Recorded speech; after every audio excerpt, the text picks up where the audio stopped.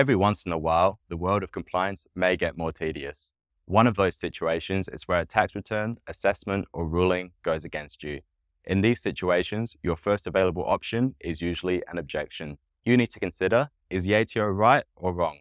They're not always correct, and that's why the objection process is made available. A somewhat common area where we've seen objections being necessary is in regard to the period of amendment.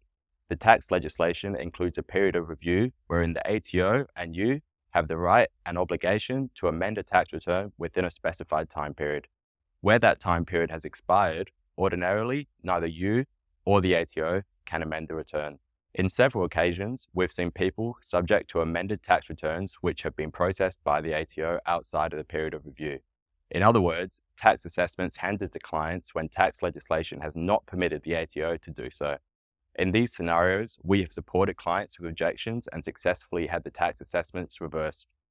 It's important to note that objections must be filed within a designated period, and this varies depending on the situations. It's generally about 60 days, which isn't long, but sometimes up to 4 years. So if you need to object, acting promptly is the advice. In the formal objection, we need to set out the facts and circumstances. We also importantly need to reference applicable legislation and supporting cases.